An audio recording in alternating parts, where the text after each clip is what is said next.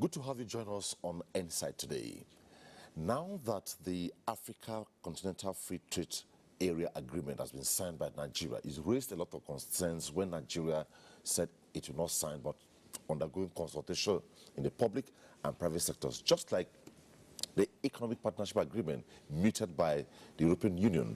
Nigeria said it will not sign, and up to now, Nigeria has not signed because Nigeria says it is in violation of the World Trade Organization Treaty. Now, Nigeria has signed the Africa Continental Free Trade Agreement. So, on discussion segment today, we shall be looking at safeguards ahead of the takeoff of this free trade area in Africa. Is Nigeria ready? Is Africa ready? Have we plotted the loopholes to ensure that should businessmen, developed countries will not come, brainwash our people to truncate the process in Africa? That will be the focus on discussion segment on Insight. On Media Review? All right, we call it the biggest signature ever in the history of Africa. But on the media, on the segment, we shall be taking a look at the role of the media in driving the components of the agreement. What do we stand to gain? How would an ordinary Nigerian understand what the agreement means? So we have a lot to discuss on the segment, and my guess is very vast. Okay, we just want to believe that the business desk of all media has released it up and break it into pieces, down, yes, to the understanding of every for a Nigerian. layman. Okay, that's the focus. Up next on Insight is the discussion segment. Don't go away.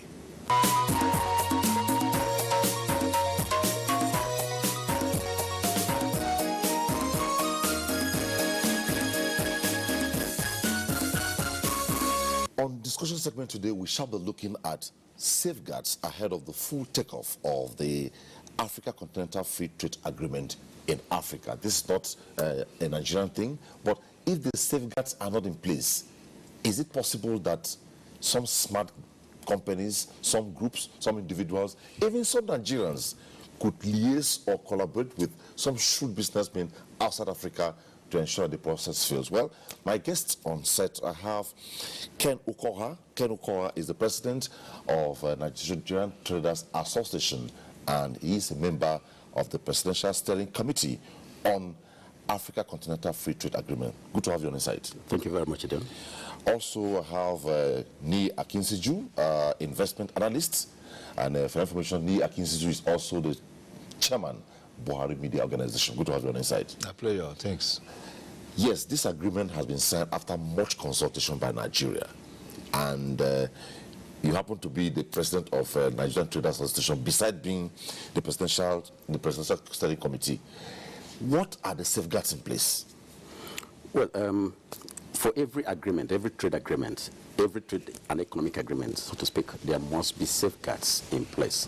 And those safeguards are written in black and white. And then there's also a protocol on safeguards.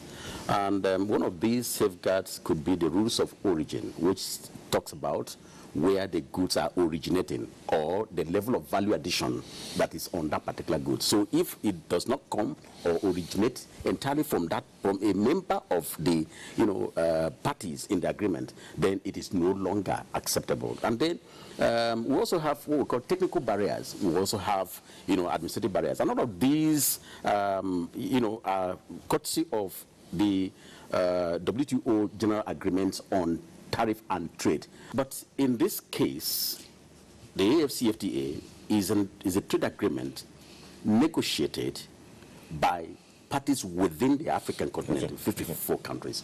Now, if we understand this very clearly, what it means is that whereas the EPA was dealing with issues of trade, liberalization, issues of the liberation of services also that was talked about between Africa and Europe. This one is talking about intra-Africa, intra. Now, let's move a bit out of the definition. There are two things that should have brought some concerns, perhaps the gap you're looking at in the EPA, that the AfcFTA would also be, happy to look at. One is the extent of liberalization. Okay. Under the EPA, there was a 75% liberalization. Of course, you see, Ghana and Cote d'Ivoire had about 81 and 83% in terms of their interim agreements under the EPA.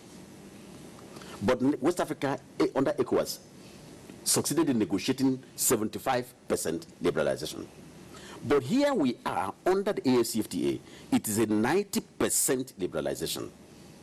Now, the differences also is in the level of development. The EU is a structurally developed economy. The EU, one of the reasons why we refused signing the EPA is because, one, all the analysis that were conducted at that time when we were negotiating were all showing negative, serious implications, debilitating ones against Nigeria. And of course, the EU was gaining so much so far, and Nigeria was losing more. And we said, no, we can't get into an agreement with our eyes open where we will subjugate our economy into the hands of somebody who is going to benefit more, and then we are losing. So is it not possible with what you have analyzed now? What you have analyzed now, that if the EFC takes off, right, yes, that maybe I'm France, for instance, you are, say, Sierra Leone, for instance, I could package a product and come to that's what I'm heading to. Drop it in Sierra Leone, and in Sierra Leone how this works. We rebrand it and call it Sierra Leone products. No, you need to understand this. Okay. And I've mentioned earlier the standard rules of origin, which is embedded in every agreement as a safeguard. Good. It's a technical one. So if these goods are coming from Sierra Leone, number one is that they must be originating from Sierra Leone. That means everything about it is from Sierra Leone, not from a third party. How will you know? Nothing. Thank you. That's where I'm coming to. Because, there is also under that same rules of origin what we call value addition. Okay.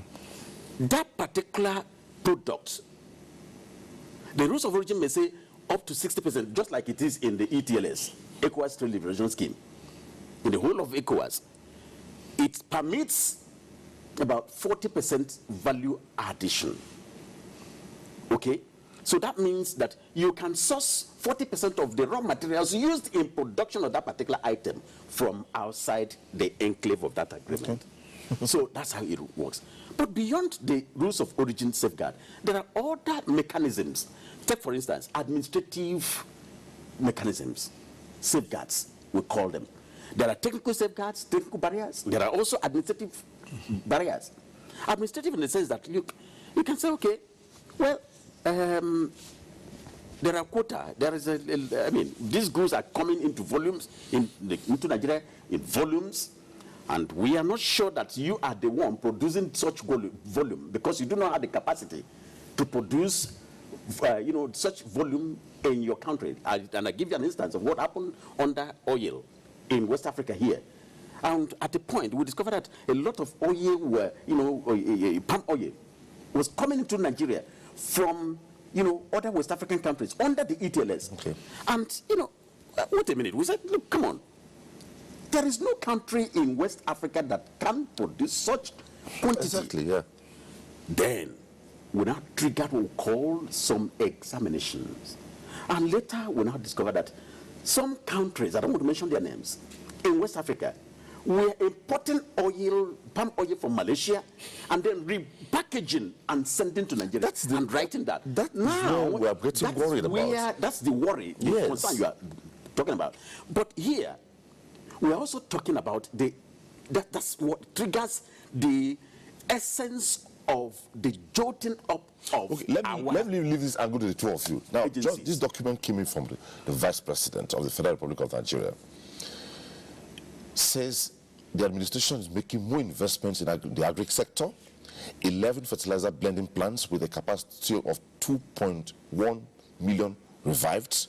Fertilizer price has since dropped from 13,000 naira per 50 kg to 5,500. Boost in local production as official imports down to 2%. Now, going further, where I'm going to now, so that we'll go now.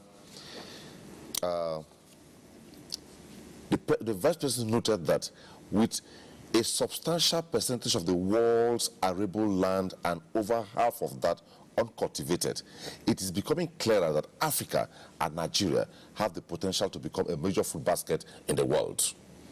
According to him, China's demand alone has 27% of the world's population, but only 7% of the world's arable land for agriculture.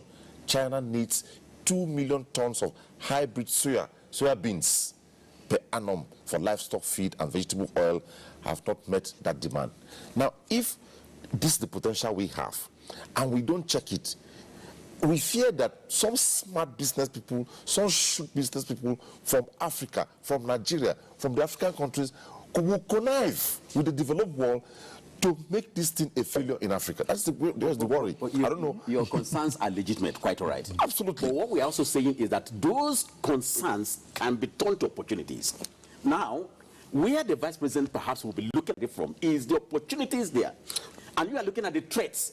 It's beautiful. It is good to understand the opportunities are there, but if we don't work towards them. No. The opportunities rather present to us investments that can come in. Somebody can say, look, these guys have arable land. They have this. Let me move in. Let me move from China to come to this place. So as to be part and parcel of that. And by so doing, he's increasing your productivity. You are also leveraging on the employment opportunities created therein. He's also making sure that whatever you produce can also be latched upon and exported to other countries. To follow up on that, given the trade area's potential to configure intra-African market and continent's relationship with global trading systems, consulting Nigerians should play an important role in signing the agreement.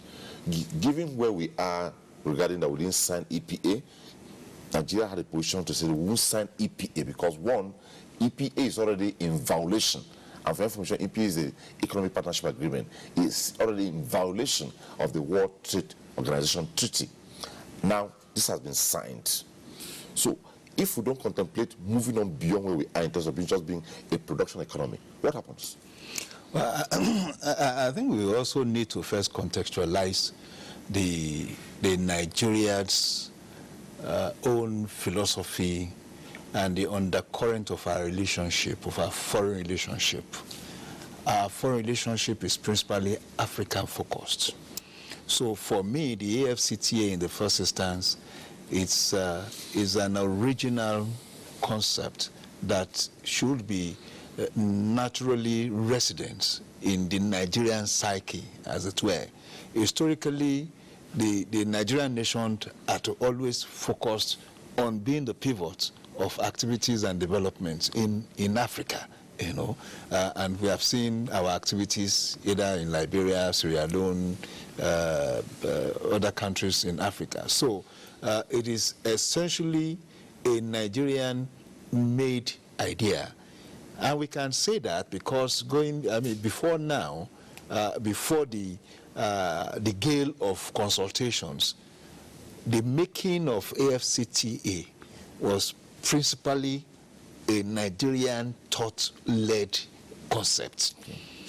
But it got to that stage of realization, and there was that need to further consult because of the fear you have expressed here, fear of dumping, fear of smuggling, fear of third-party countries, exploiting some loopholes to dump their own goods and all that in the Nigerian jurisdiction.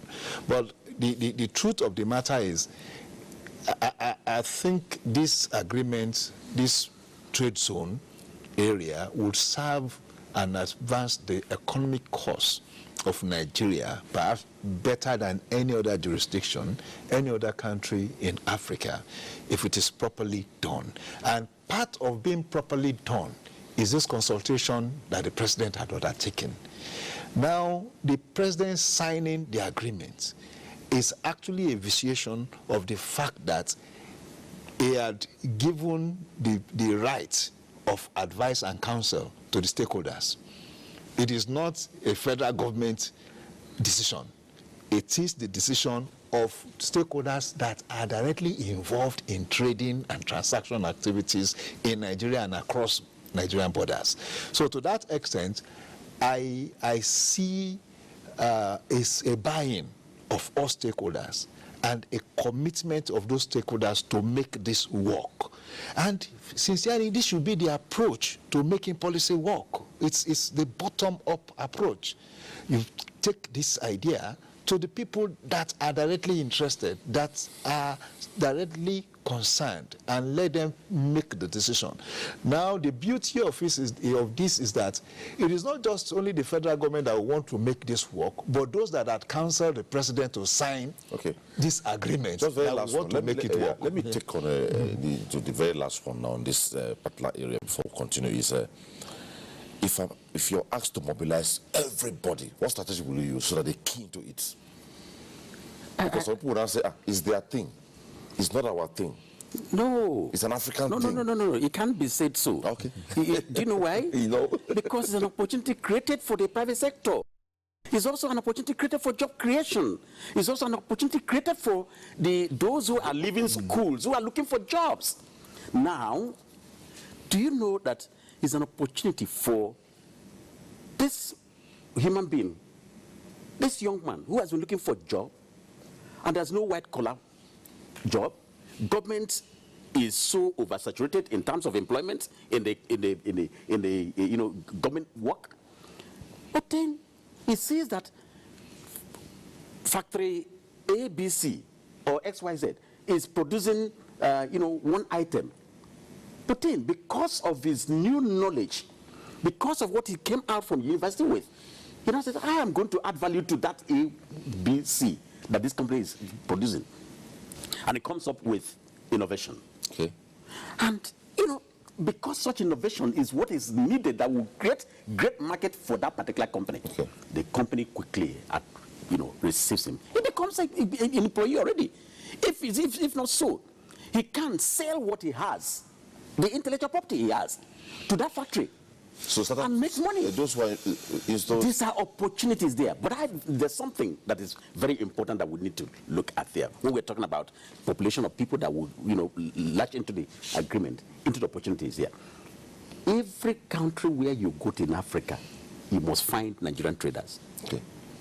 In their thousands, if not millions. Okay. Now, if that is the case, they must be used by government as ambassadors of this AfcFTA. Okay. And that's one idea that I think that the president would need to initiate a meeting between the presidency and Nigerian traders. Let's sit down and dialogue. There are things that these traders will let the president know, or whoever the president,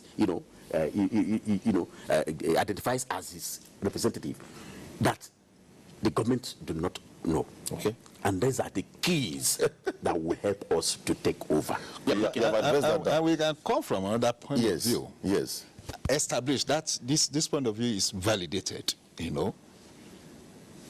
The fears over trade war between China and U.S. For me, what I'm seeing is our opportunities. Okay. Because what it means is that U.S. is scaling up tariffs on China products. Because, again, rule of origin, U.S. is aware of where the products are coming from and is sanctioning the product more or less, directly or indirectly. Now, what you see going forward, if this war is sustained, are companies producing those products, in China, relocating to more amiable, mitigating jurisdiction to produce same and export. What if there are no laws to check them? No, they are not. We are not talking of loss now. We are talking of opportunities. No laws in place to sanction those who will attempt to do by fears. No, you don't. What I'm saying is this. Yeah. I've even moved from AfcFTA to the trade war between China and U.S., where U.S. is premeditatively sanctioning China for so many reasons. Now, for a smart investor in China, because the origin of the product is China, and the destination of that product is a state in the U.S., the U.S. is sanctioning based on that transaction lines. Now, that smart investor would say, okay, rather than produce in China and export to China, to U.S. from China, why don't I relocate my production outfit to Nigeria, to Botswana, or wherever. When you locate to Nigeria, you become a Nigerian entity.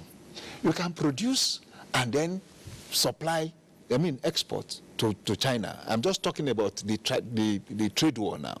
Now, in the same vein, for instance, this rule of origin we're talking about. Yes. I think in the FCTA, it's 80%, that the content sourced from the originating jurisdiction must be 80%, and value added must be 20%.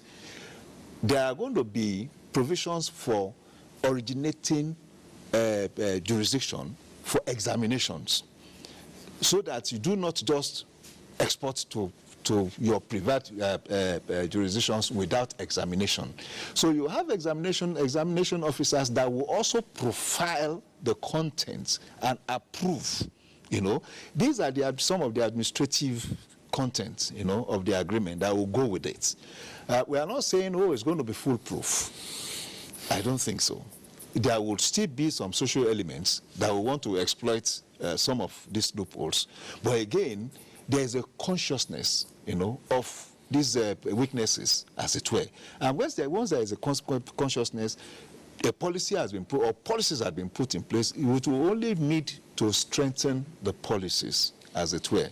And like I said, we may be scared of our own jurisdiction, fearful of dumping, fearful of smuggling, fearful of even competitiveness, of our jurisdiction. But I am saying that more than anything, we still have a stronger, higher capacity to produce competitively, going forward. And we are not talking just about 1 year, 2 years. We are not talking of just the near term. We are talking of the medium to long term. Okay. So even if we are disadvantaged in the near term, and we are conscious of our capacity, what we need to do is to strengthen our capacity going forward, so that in the mid-term to the long term, we can profitably exploit these opportunities. Okay. The other one that I need to sell out before I take turn on the next question is, the VP said, the Vice President said, Africa as a whole has also been able to meet China's demand for cocoa. How about goat meat? 120,000 carcasses of goat meat is required weekly in different Arab countries. There is still a major gap in supply here as well. I'm just looking at the long-term picture. If we're able to be proactive here, you see what we'll gain. What the Vice President is saying, these are opportunities everywhere for us. But if we don't use it well, can it work? We've not been using it before. So it is just self-realization now. That's what the Vice President is saying. These opportunities had always been there. We abandoned our growth trajectory away from agriculture and latched on to oil and gas, and we forgot all those other opportunities. Okay. We forgot that we could, while you don't, you could still latch on to oil and gas and still use the capacity building from oil and gas to expand your capacity in agriculture and other related sectors. And that is what the Vice President is saying. Okay. I would not, people that are talking of diversify away from oil and gas, I say no, you diversify in addition to oil and gas. We are yes an oil producing country, but we are more of a gas producing country, and we have not even exploited 20% of our gas reserve. And that is where the world is going. There are clear moves against our oil. There are clear moves against oil production, as it were, either through the shale production or even through diversification to electric-powered vehicles and other technologies. So you could see, going forward in 20, 30 years, there are predictions that use and demand of oil would fall, but not gas. Gas is not threatened, as it were, so which means that we need to start moving our attention to how we want to exploit and, of course, export our gas. Now, that is one. Our agriculture is the bedrock of our economy. It is natural to us. 70% of of Nigeria's land, either water, land, and what it's about agriculture. So if the president is talking, I mean the vice president is talking about 133,000, that is just in one area of the world, though. It's just in the Middle East. You know, it's not talking about the Americas. It's not talking about even the Arctic areas and all that. So we have huge opportunities. And of course, you are also moving us away from AfcFTA to global trade now. So you can imagine if we can appropriate all these opportunities and start from our own markets. We have not even saturated, we have not used up our market, the Nigerian 200 million plus market. It is huge enough, you know. If we are able to do that, we will be at a level that is even higher than any country in Africa, you know. So it is going to just be a bonus if we are now able to exploit other jurisdictions in Africa, and then, of course, other jurisdictions globally. So it's an economic power that is waiting to be discovered. And we thank God that we have a vice president that is conscious enough that can now start docketing product by product, opportunities by opportunities that are available for Nigerians to exploit, as it were. Okay, that takes me to the next question on Ken. Now that we are preparing towards the full takeoff of this agreement, which is it next year? Is it June or July? July, okay, fine. Let me give you this cue. When we had the flooding crisis in Nigeria, so much support came from the world. But it was then the Nigerian government realized that the emergency policy in Nigeria was not in place. And so much funds came in, there was no account to domicile those funds. So some of them returned back and we lost. So if we don't start out to prepare ahead of the takeoff, that's part of why we came up with this program. For instance, we know in all these customs will be available to do a lot of work, a lot of enforcement, implementation, quarantine, all that. If immigration, all that, what are the plans? You served the committee to prepare Nigeria to be in sync with other African countries before the takeoff of this program. Thank you very much. And I think this is where we are supposed to be, hammering on right now. We have advised the president to sign. All stakeholders, I mean, just like he said, the president took a right decision.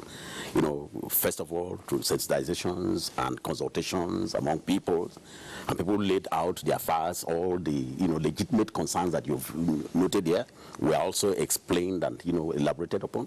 And then the president also set up a committee to now do analysis, and these were conducted severally and technically. And at the end of the day, we saw all of these potholes, we saw all of these gaps. But then we were like being between the Red Sea, the devil and the Blue Sea. If we say we do not sign, there were terrible consequences. If we say we sign, there are also consequences. But what do? We now took a part, if you like, Appian way. The Appian way now comes this way. Now, what are the things that we should do? First of all, we should be prepared in terms of what you likely pointed about. Yes. Safeguard. Apart from the rules of origin I mentioned earlier, apart from the technical barriers, apart from the administrative barriers, there are also what I call strategic barrier, and I want to raise this flag. Strategic in the sense that, yes, the best way to defend is to attack. And in trade, you can now begin to attack other countries, not defending your territory. You can bring in what you want, but I will first of all be the one to now attack you with my goods. You open your economy, because this is exactly what we have all together signed. Open. Whatever I have here, why the government is now looking at our trade policy and producing all the necessary documents that we need to produce, why the government is also looking at ways of stabilizing the customs to ensure that our borders are really protected, why we are also looking at the security agencies to now look at the fact that the insurgents will not come in because of, courtesy of the agreement in trade, free movement of persons and goods. Now we are also ensuring that the agencies of government in terms of security also are also guarding themselves in terms of intelligence gathering and all of that to ensure that small arms do not come in the more through the free movement protocol that we have signed. These are things that we need to now look at. Okay, government agencies like NEPC, Nigerian Export Promotion Council, what are you going to do? It is no longer business as usual. It is no longer going to have, trade mission in South Africa, trade mission in Tunisia, trade mission in... No, it goes beyond that. Where does it come to now? We can now begin to strategically build our export strategies in terms of warehouses in these countries. Now moving the goods that were produced by the PZs of this world, the Cadbury's of this world, move the Manufacturers Association of Nigeria, merge together. Now give us manufacturers these products. We now launch out and put them in those garages, in those warehouses, so that those countries are seeing them already. They become markets there. No longer moving people, using money, government money to, send people. No. Construct, build, establish those warehouses in those countries. They will now domicile our goods already. Before they take off of the agreement, our goods are standing already looking at them. And of course, it's popularizing Nigerian goods. I feel very enthused about this. And I think it's something that we need to... These are some of the strategies that we already plotted. Okay. And we said, okay, now, we know that South Africa is doing better than all the countries of Africa in terms of, trade, in terms of commodity trade. South Africa is doing 23.5%, while the second to South Africa, which is Namibia, is doing 5%. Look at the gap there. And then the third is Zambia, doing 4.9%, and now fourth is Nigeria. Okay. In commodity trade, fourth internationally, 4.4%. Now, how do we now change the dynamics? What we need to do is to strategically look at areas. We have been paying lip service to issues of diversification. Look at those areas. Do some sampling of the goods that are moving the shop price of this world, the malls that you mentioned earlier.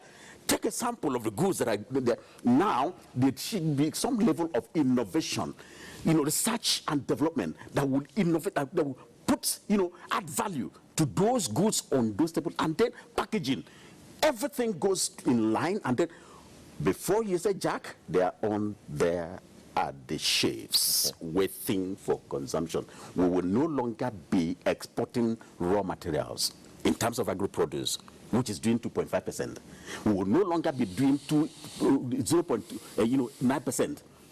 1.9% in terms of manufactured products, where we will now have to move whatever cocoa we have here. We will see now that we are bringing in foreign direct investors that will now set up factories, process cocoa. Let us take cocoa, ordinary cocoa, raw cocoa from Cote d'Ivoire, from Ghana, and then, refine them and bring chocolate. And we will now reduce imports from Netherlands, imports from Switzerland, and we are increasing our export to other countries in Africa that are, consuming, chocolate. And if you come to many other, in terms of our oil industry, we are no longer exporting raw crude fully like that. We will not stop, but we are going to look at hydrocarbons. We are going to look at, how we can produce some of those ones, the gas that you mentioned. How do we export them? Now, Morocco was a challenge one time. And Morocco said they wanted to enter into ECOWAS. And we said, no, because of security. And we knew what we were looking at. We looked at security implications. We also looked at the trade implications, knowing that Morocco is there at the heel where Europe comes in. Sure. Therefore, in order to guard against goods, unwanted, unneeded goods coming in from Europe like that, without, under the ETLS. And we said, no, Morocco, just hold on. But now, we have no choice. Morocco is a member of the African Union. And Morocco rushed quickly and signed. And therefore, they are part and parcel of it. Readmitted member. Readmitted. And then, what do we need to do? It comes to that safeguard again that you mentioned. Very critical. What do we do to safeguard our economy? You are not saying that the goods should not come in from Morocco, but you are saying that these are the contents of the agreement. And I read somewhere, very lovely, in terms of law, in the objectives setting up AfcFTA, there are three objectives, three tripod objectives. One is integration of Africa, two is prosperity of Africa, and the third one is a peaceful Africa. And therefore, rising on that particular third, tripod, you can say, for a peaceful Africa, Nigeria is insisting that issues about xenophobia should be treated alongside the agreement. And then we negotiate and say, look, come on, guys, Nigeria is suffering insurgency at this time. And therefore, because we want to have a peaceful Africa, in that spirit, we want to renegotiate and then put in a clause in the AfcFTA that talks about goods, harmful goods, and then movement of goods, how some clauses that can limit the movement in the process of the AfcFTA. Sure, you have explained that. Let's come back to Nigerians, the people. Nigerians, Africans, because African citizens put together, Nigerian citizens, they have a role to play here. And I'm propelled by this comment here. For Nigeria, the agreement's dispute settlement mechanism would also be a major advance, providing protection against hostile and discriminatory trade practices. But it does have concerns. This includes unfair trade practices such as dumping. We have talked about that. Now, if the patriotic zeal of Nigerians is not reoriented, is it possible that they can speak this? Our worry media-wise is the shrewdness in the business world. A businessman wants profits. A capitalist who wants profits. A developed nation that wants to break through, to frustrate this African agreement, they will do everything to achieve it. If, for instance, a Nigerian who is not patriotic is approached and they tell him, look, just accept this. We'll look for you to give you these goods. This is how much you make. We'll pay you these thousands of dollars every month. If he does not have his patriotic zeal reoriented, it's possible you give him. Is it possible? It's possible. So how can government work on the people to be ready and conscientized ahead of the takeoff of this policy? Reorientating people are functions of both communication and policies. He had outlined some of these strategies. Yes, you galvanize interest, you create through communication channels, you create the nationalistic fervor, in amongst Nigerians. But it's still not enough, because the human tendency is opportunistic. So where the average human being sees an opportunity, especially to undercut a system, there's a proclivity to exploit it. And that is why there's a need constantly to have an exigency, prepared to engage such opportunity. So along what he has said, don't forget recently the CBN pronounced on companies or entities smuggling rice and crude palm oil into Nigeria. Our outlook had been to have custom agents and custom officers go to the border, stop them and all that. But it has been upscaled now to say investigate the accounts of these entities in this country. If it is found out that through their account they have been smuggling or collaborating in smuggling these items that are not supposed to access foreign exchange into this country, they should be stopped or banned from even operating bank accounts. Now that is getting to the roots of things, of issues like this. So it means that no matter how big you are as a corporate entity and you have been found out to be involved in this, you are sanctioned as appropriate, and it becomes a deterrent, for others. So policy is always important. It's the first time I'm hearing this counter-attack, strategy. It's so delightful that we can think of it, but it comes with a lot of implication. It means that inside our own system, our infrastructural, the basic primary infrastructural projects and facilities must be upgraded. It means that our business enabling environment must be upgraded. It means that banking intermediation with businessmen and all that must be upskilled. So many things are involved. And in realizing that, it means that we would have also created an appropriate world-spinning enabling environment in the Nigerian domestic scene, which is the most important thing. So now, where you have the Nigerian person that can lash on or plug in into these opportunities that have been created as a result of this FCTA, why would such person now be tempted in the first instance? Because already there are opportunities that he can exploit for his own advancement. And I think that's the most important thing going forward. Well, I'm so happy that we have touched this, but I think working on the safeguards ahead of the takeoff of the AfcFTA is just a huge project. We need hours upon hours to handle this.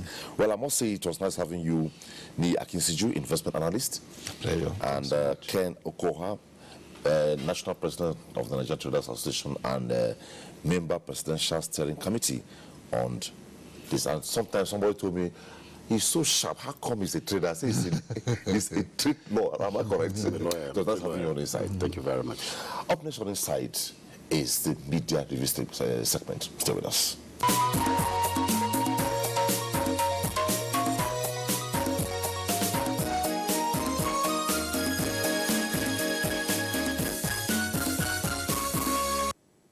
With the signing of the African Continental Free Trade Area Agreement by President Muhammadu Buhari recently, stakeholders are eager to know the benefits inherent. But the question is, what is the role of the media in ensuring that there is comprehension? My guest, Olawale Hamzat, a producer with the NTA Programs Department, will provide answers. It's nice to have you in our studio. My pleasure. All right, so tell us, what exactly would be the role of the media in ensuring that stakeholders, a layman, understand what the agreement is all about? Fundamentally, the AfcFTA is an initiative of the African Union. And of course, being the initiative of the African Union means that it's an homegrown effort by the regional bloc to ensure that we integrate economically. And of course, the many issues of Africa not interacting with each other are put on the side to play, in ensuring that the populace, Africans, Nigerians, as it were, get to know the benefit of this, because it's not enough to craft all these noble initiatives, agreements, beautiful impact on the economy. The people that will impact, that these things will impact on, need to understand the role they will play and the kind of benefits, so that way they can key into the many benefits of the AfcFTA. Okay. All right, now let's talk about trade itself. Most people do not really understand what the components are all about. They want to know, because this will spur growth, economic growth. Entrepreneurs will come up. There will be job creation, wealth creation, and job generation. Now, media has a role to play. Are we ringing the bell? First, I begin with the media themselves. A lot of our colleagues need to understand what the agreement itself is all about, because you cannot give what you don't have. Yes. The people who would disseminate need to understand the message they are conveying to the public in the first instance. So I will begin with the media themselves. The media need to acquaint itself with the AfcFTA, the benefits, and the framework of how the AfcFTA will work in countries and, of course, in the region. Then, of course, we can now translate to how the populace should be informed. Now, many times, policies and programs of government get lost in ambiguity. Ambiguity in the sense that we speak too much English in this part of the world. We are typically grassroots people in Africa. That's not to say I'm undermining our people, but the real sense is that there is no meaning communicating with people when the message is lost in the communication process. So the media itself needs to understand what the AfcFTA is all about. And then, of course, our mode of transmitting these messages to the people have to be the everyday language. I watch many television programs since the signing of the agreement by Nigeria. And even the elites, so to say, are confused. Yes. You know why? Because the language of communication of the AfcFTA, I've seen many media jargons, permit the word now, because even the acronym, many media houses get it wrong. It's AfcFTA, not ACTA. Yes, not the other way around. Now, what that tells you the fact that the media itself doesn't even understand the message.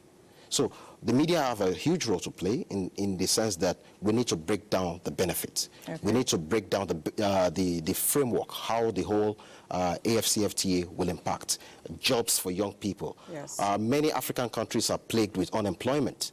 Now you are having the largest singular market in the world, 1.2 billion people. That's huge. That's huge. Now, manufacturing is going to bloom, industrialization. You're talking about transformation in raw produce from Africa. I mean, Côte d'Ivoire, for instance, produce the largest cocoa in the world. Now, how do you translate your cocoa produce into chocolate, into beverages? Okay, now, before we delve into that and then talk about standardization, let's talk about local manufacturers. Now, no doubt, with the signing of that agreement, there's an open market in front of Africa. Absolutely. And she's ready to hit the market. Absolutely. Now, what will happen to the local economy? Will this agreement harm or grow the economy? In turn, it's a huge benefit for local economies across Africa. Now, what that tells Because we understand that the bigger markets, the bigger players in the economy are already taking advantage. Well, that's not true. On the surface, many people will see it that way. Okay. But you see, to imagine a local producer in Aba, for instance, who probably have a market range of just maybe the Aba township and maybe neighboring states, now have a huge region open to you because of the framework of the AfcFTA. You have the borders, because part of the benefits and the framework of AfcFTA is that you're going to have less border restrictions. Yes. You're going to have less border barriers. Now, what that implies is that instead of crossing the border and paying plenty tariffs, you're going to be paying minimum tariffs across the border. Yes. So for local players, for small, medium players, you know, in various countries across Africa, they have a huge market to market to, a huge market to relate with. Okay. So I don't see threats to the smaller countries or to the smaller players. Okay. It's a huge market ahead of them. Okay. You know, for instance, a producer in Lagos, for instance, that sells probably to Igbo market and suburbs, can go to Seme, can go to as far as Togo and Benin Republic to sell. So there is no threat to the small players. The small players have a huge access as equal as the big players. The big players, okay. Now, apart from standardization, the issue of standardization, there's the issue of trust and then porous borders. How do we handle these challenges? Well, the beautiful thing about this agreement, unlike the previous ones we've seen, you know, on the continent, is that it took cognizance of so many loopholes, so many failings of the previous agreement. Okay. One of the reasons why Nigeria didn't sign, you know, it took us almost a year, or over a year actually, to sign the agreement, is the fact that Nigeria was concerned about the rule of origin. The rule of origin implies that you need to guarantee that the product coming into our economy is really and truly manufactured in those countries where they originate from. Okay. That is, you know, an effort to curb incidents of dumping. Because part of the fears of AfcFTA is that it will lead to dumping by the big economies around the world. There are factories in neighboring countries, branded names of those countries, and bring it to your economy, thereby threatening the growth of the small players in your economy. Okay. But the rule of origin now says, look, you must guarantee, for instance, if you're having Ethiopian coffee come into our shelves in Nigerian shops, there must be a 100% guarantee it's wholly and 100% Ethiopian. Okay. If you have chocolate coming in from Ivory Coast, there must be a guarantee 100% produce of Ivory Coast. Okay. Now, there's also the issue of false declaration. How do we handle that? Well, false declaration will be taken care of by standardization. Okay. Because you're not just saying your market is open and everybody can bring in things. You're going to have measures at country level now, which is why beyond just being a regional framework, there is going to be a country, which is where the process of ratification takes care of that. You're going to ensure that your standard and measurement departments are up and alive to the responsibilities. the SON in Nigeria, for instance. In other countries, they do have, such that you now have products that are certified to play within the free trade area, certified to be standard, durable, and fit into the market economy that Africa is trying to open up. So standardization would not be a problem. Yes, there will be teething problem at the beginning because of implementation, but I believe with all the things laid out in the framework, Africa should be able to manage that. Quickly, what is the hope of an entrepreneur, just one, that would like to key into the initiative, and then, or better still, those coming as a group? Well, the individual entrepreneur or a group entrepreneur, as it were, will blossom in the AfcFTA ecosystem. Rather than going alone. Yeah, because you are not going to consolidate on what economists will call comparative advantage. Rather than stand alone and not being able to maximize your own economies of scale, you will now be able to say, hey, Lizzie, Wale, let's come together. You bring 100,000, I bring 100,000, and then we'll put resources together. That way we can make a larger output, rather than just doing it at small scale level. That way, when you have entrepreneurs combine, rather than just standing as pockets of entrepreneurs, they will be able to maximize labor, because you have more people employed. You'll be able to maximize technology, power, and so many other resources that will be involved in the process of production. So for me, the AfcFTA provides a good veritable platform for individual entrepreneurs and groups to thrive, because you are going to be maximizing, like I said, on comparative advantage. What is the strength of your country, for instance? If cocoa is the strength, can we go into chocolate production? Can we go into beverage production, rather than just doing it in pockets? So it's a beautiful opportunity for African entrepreneurs, and I think the years that lies ahead, we should be excited as entrepreneurs. Alawi, thank you so much for your time. Thank you very much. This is the much I can take. Thank you so much. It's my pleasure. Don't forget, let's grow Africa. This is the only continent we have. It is our own.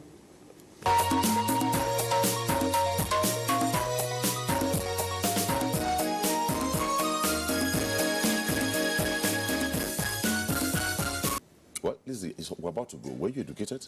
Yes, I was. It was quite expository, because Africa is in for it. There's going to be economic growth. Our entrepreneurs will have money. All things being equal. All things being equal. And also learned that, I got to realize, I never thought about it, that trading has no generational platform. At all. Everybody's a trader. And I think this will help sort the issue of standardization, harmonization of standards. It is very important when it comes to trading between countries, African countries, and which I think it's really important for us to thrive in Africa. Okay. As I sat here and Lizzie sat here, we had it insightful. We believe you also had it insightful. On behalf of all of us, thanks for watching. Bye-bye.